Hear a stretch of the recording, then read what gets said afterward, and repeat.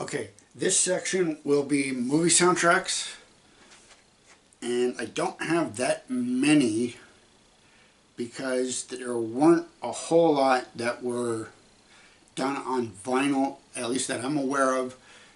There's one notable one for the movie Judgment Night, which is harder to track down. They repressed it, and I just haven't taken the opportunity to go and pick that up. But they've also done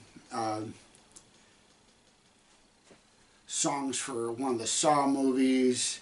They did NASCAR. I think they might have even done WCW at one point. Soundtracks for various other things. Those I don't have. I'm just mentioning. Well, technically in a roundabout way, I do have some of those tracks on various of the compilations that will be shown later. But in keeping with what I do have, this is the River's Edge soundtrack.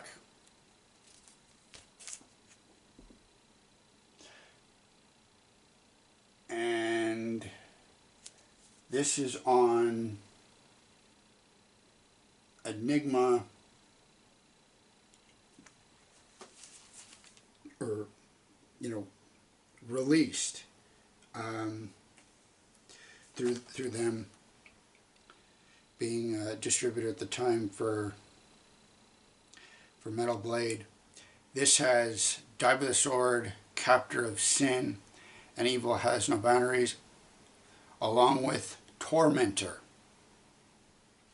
And if I remember correctly, they were all used in the film. And this is actually a pretty good movie. It's an earlier one for Keanu Reeves. Also had Crispin Glover, had Daniel Roebuck,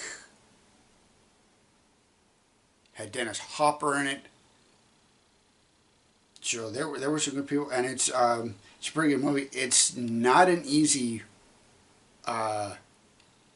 watch in some parts because I mean, the subject matter is kind of disturbing, but it is very interesting nonetheless, and some great performances all around. Trivia, though, you will notice that promotional photo for Slayer, that is their first promotional shot ever. And the unfortunate victim would later become Hanneman's wife. The original negative has since been lost to time. The last time it was reprinted, I believe, was in either Metal Hammer or Revolver magazine in 2007 from a reprinting of an article. And I believe that magazine I have already shown previously. But there's a little bit of trivia for you there. So if you don't mind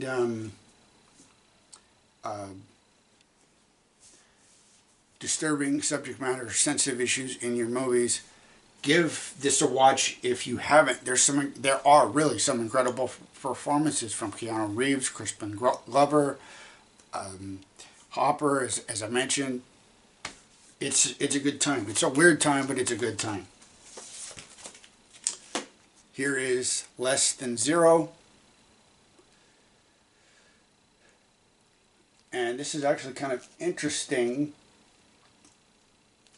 because the Less Than Zero logo is actually a sticker in addition to the hype sticker that is slapped on the front. The reverse is right there, and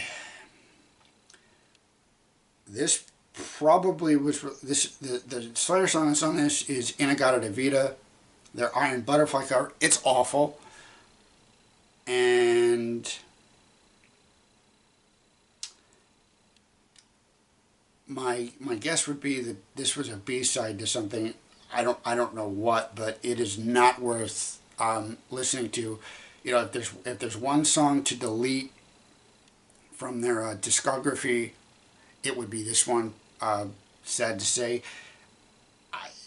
it had to have been either movie people or record label people that asked them to do this, because it really doesn't make sense otherwise. It's just bad.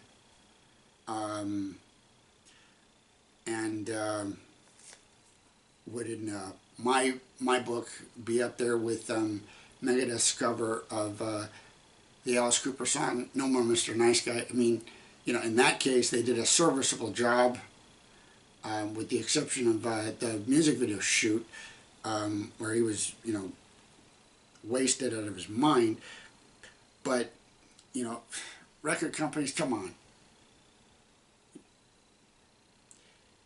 You know, of course, for these recordings, it doesn't matter now, but they should be smarter. But anyway, rant over.